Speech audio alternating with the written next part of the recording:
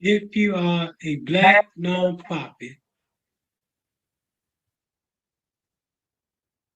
or if you live in a Black community,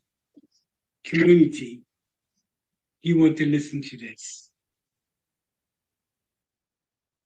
Only 17, I'm sorry, only 12% of Black nonprofits, let me make sure it's clear, only 12% of Black led nonprofits operating with a full time staff. On the other hand, over 58% of white nonprofits are operating with a full time staff.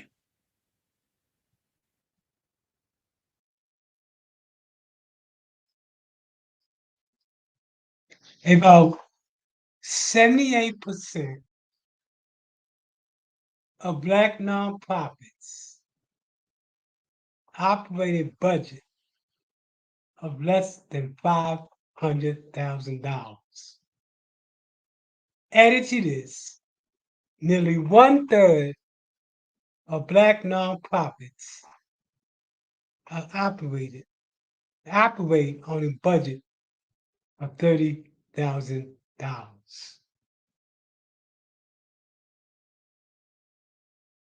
Largely, these nonprofits that operate under $1,000 are made up largely of volunteers. 43% of these nonprofits operate with operate without any paid full-time employees. And 46% have no paid or part-time employees.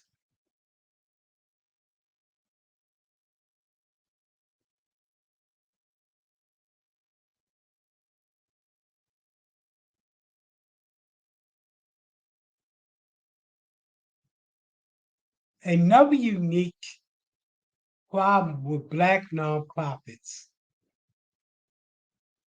is that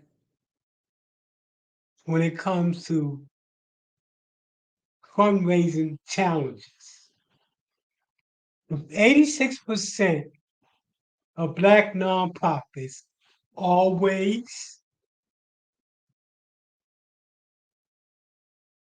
or often having trouble trying to access a large, diverse number of funding sources.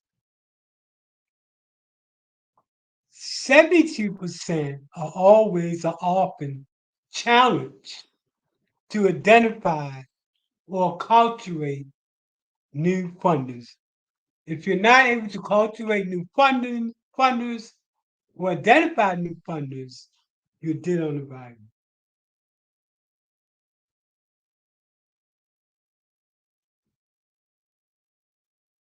Nearly 53% of organizations indicated they will have to shut down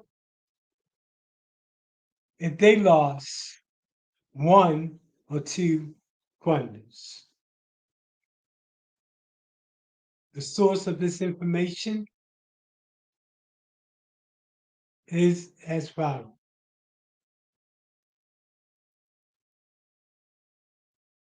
Again, 59% of white organizations operate with full-time staff, and only 17% of Black nonprofits operate with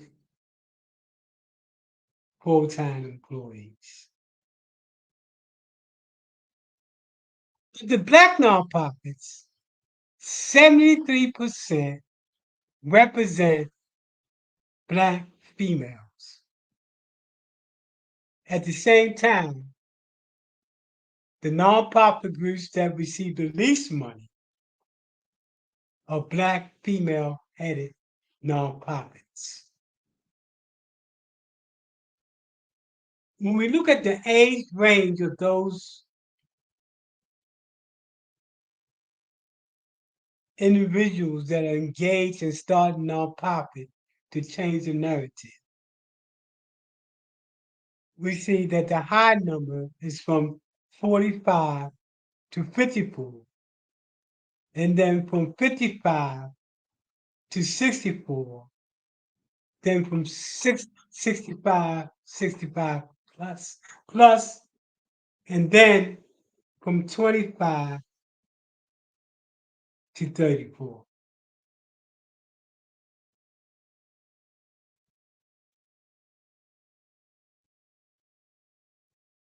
That being said,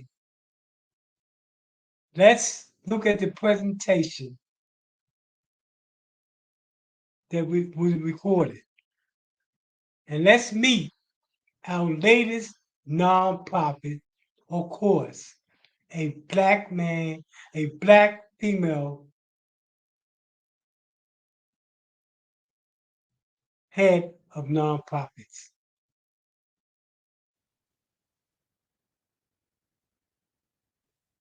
Let me share some information about us. To date, we've provided assistance, technical assistance, to over 3,600 nonprofits.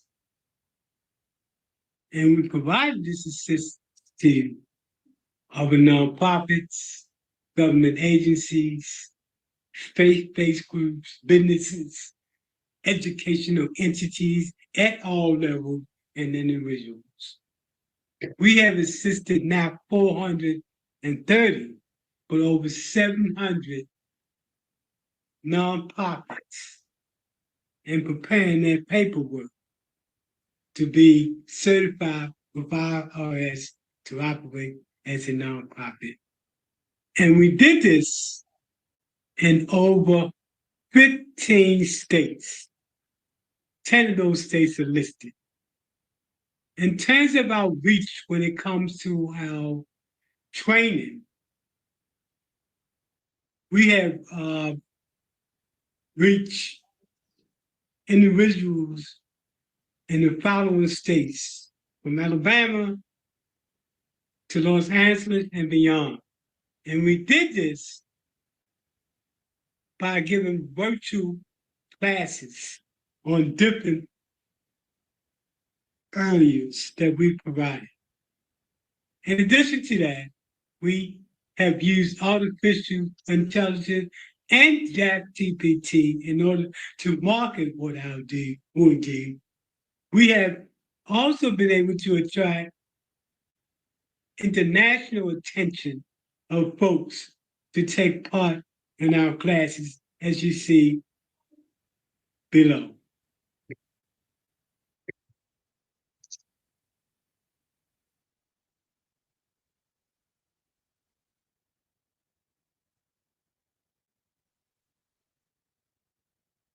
We provided over 3,800 organizations with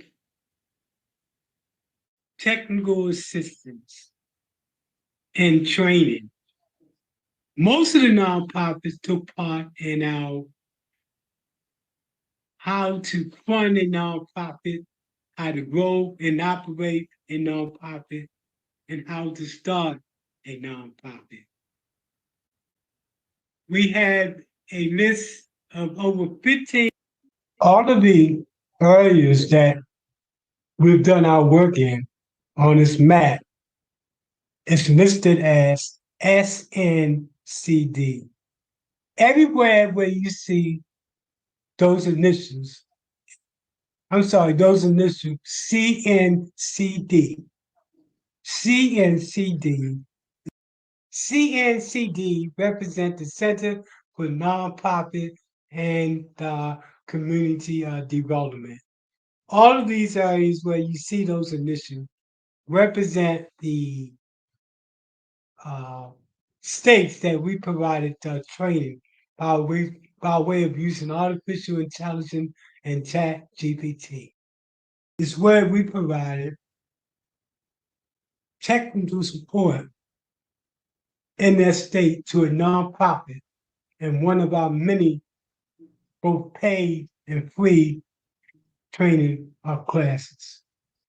Different types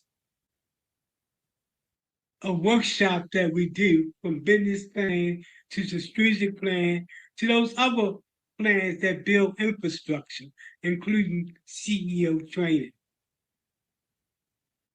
Let's meet our most recent nonprofit.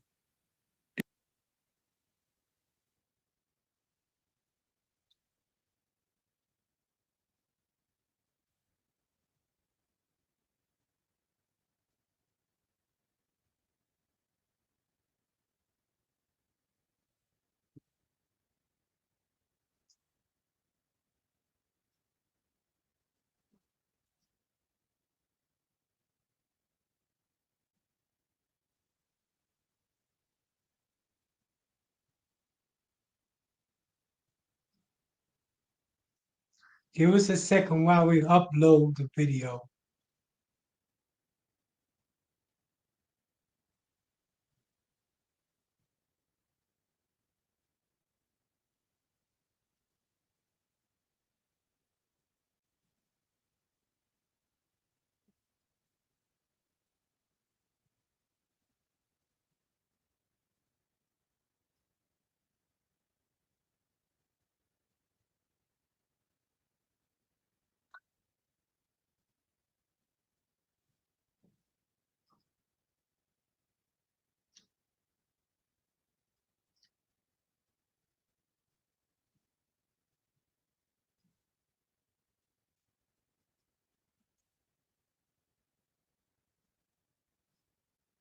Bear with us.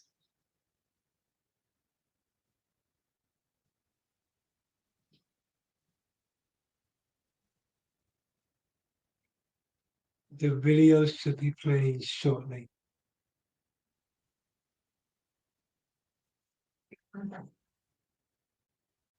We work with ordinary people that's doing. Before we get started, I want to thank the sister who took part in this interview. She's coming out of Tampa, Florida. When we started this interview, she didn't know we was going to do an interview.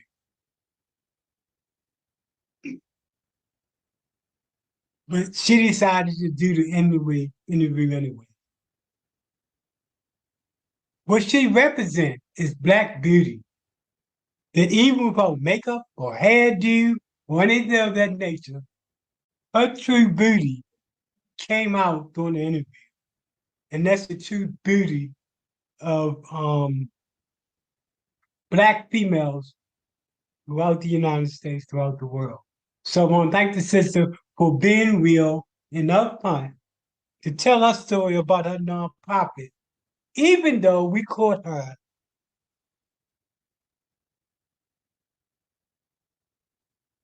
without her hair done, without makeup. But even though that was the case, her beauty continued to shine. So thank you, sister, for taking part of this, and your true beauty comes through. And the funders are going to love it. Now we in Tampa. This is going to be one of the most recent nonprofits to get started. And as you see, I always tell nonprofits when I start to talk, I don't let them know ahead of time. Because what happened is, if I told them ahead of time, they will be scripted and you can tell. So she's going to tell her story from her health perspective. So here's what I want you to do. Tell us your name. Tell us the name of your nonprofit. Tell us the purpose of your nonprofit. Tell us the location of the nonprofit. And tell us why you started the nonprofit. Okay. Well, hi, my name is LaShanta Thomas. The name of the nonprofit is Surreal Sprout Foundation. I'm from Tampa, Florida. The main reason for me starting this nonprofit, I do run group homes.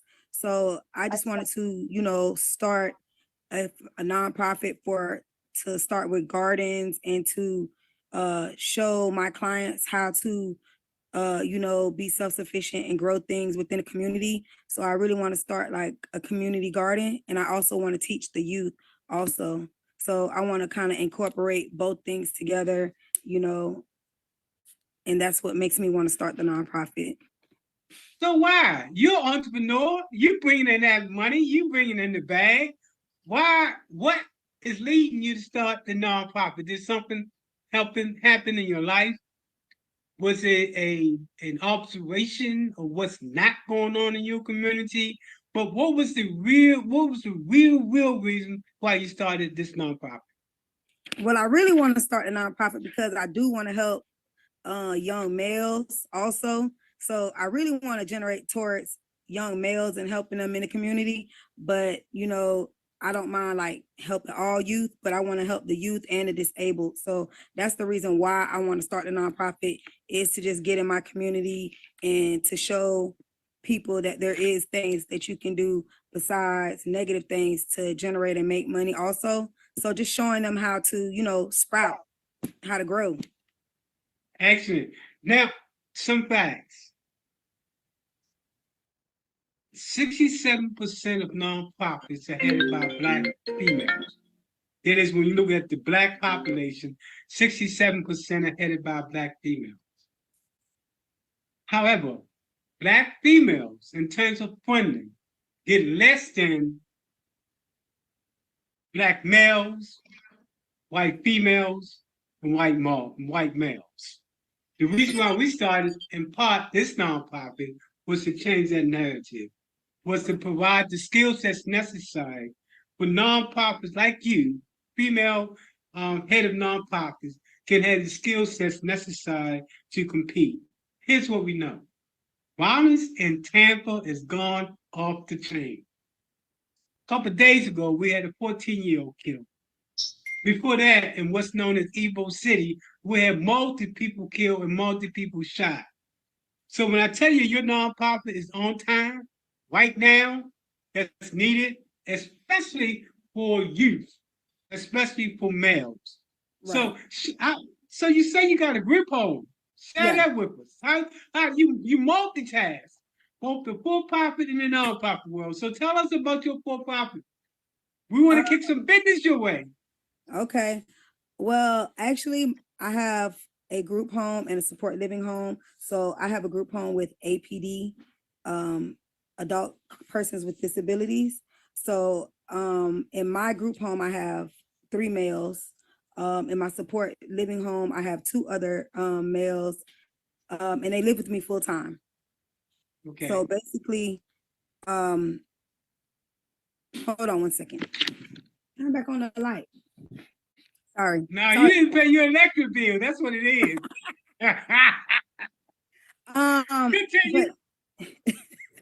Yes, but no, the nonprofit. I mean, the group home really is like beneficial. It is money in doing a group home, but it also is time consuming. So basically, I can imagine. Yeah, they do get a lot of my time and attention. But we definitely want to work with you not only on your nonprofit side, but we also want to work with you on your for-profit side of group home. Right. So you can franchise that and have multi-group homes throughout the city, and you're working less because now you got staff that's bringing in the bag. So we definitely want to work with you with your for-profit as well as your nonprofit. But because the purpose of this conversation is about your nonprofit, tell us about how can someone, if they're listening to you, did you tell folks where you're from? Yes, I did say I was from Tampa, Florida. Now, is your nonprofit dealing only with Tampa, or is it with Hillsborough County, or what's the target area that you're gonna be looking at? Mainly Tampa, Hillsborough County, yes. That's big enough. Yeah. Yeah, especially Tampa in itself is big enough. We oftentimes have people that want to do the whole state. Oh And I wow. said, you'd be lucky if you make it through the city. If you be Right. lucky if you make it through the community, right? You That's need to be true. realistic about what one person can do. So if Yeah. someone wanted to donate to your nonprofit, what would be the email that they can email you at? It's pretty long. Let me get it. Sorry guys. I'm Put caught it off in the chat guard. room. Huh? Put it in Put the it in chat the room. chat room. Yeah. Okay. Mr. Michael caught me off guard now. He ain't even let me know what was going on. But this is what it's all about. People know it's real. See, it's real.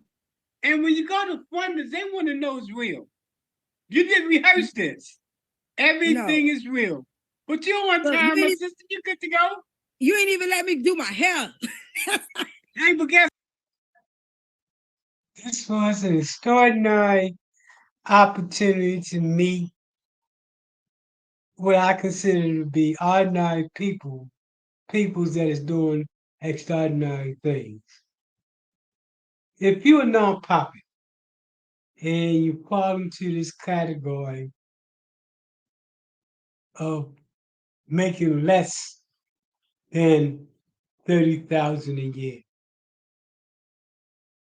and you tried everything you could do to try to bring your nonprofit to where it needs to be, but it's not working. And you find yourself having to put out money out of your pocket. We want to work with you to change that narrative.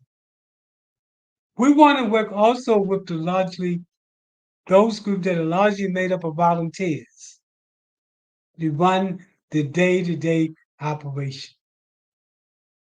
We offer a fraction of the cost to provide you with the skill sets necessary to take your nonprofit to the next level. We work with nonprofits from around the nation and the world and providing all types of professional training. If you are a nonprofit or you know of someone that wants to start a nonprofit, please have them contact us. We're changing the narrative one state at a time. We focus specifically on Black head nonprofits. Let me say this number again.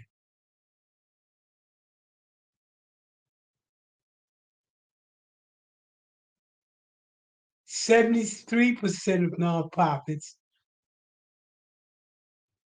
and 73% of Black nonprofits are headed by female leaders, yet they receive the least amount of funding. I want you to think about that for a second. The least amount of funding. We want to change that narrative, especially when it comes to Black female led nonprofits. Keep in, get in contact with us at our email that's on the screen or follow us on our social media or hit us up on our webpage. We want to connect with you. We believe the solution to the problem that's facing our society might not necessarily be coming from your well established organization it might be coming from that small grassroots group that has a solution, but not the infrastructure infrastructure to bring about the solution. That's where we come in and working with your type of nonprofit and providing the infrastructure for you to be the best that you can be. Please, I implore you to contact us. We want to change the narrative when it comes to Black nonprofits.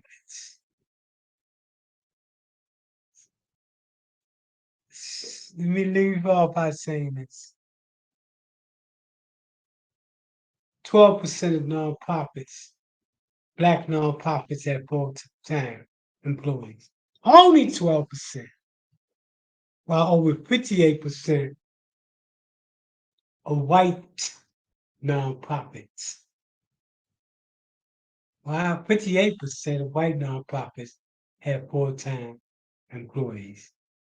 We plan to change that narrative. We specialize in working with Black-headed nonprofits.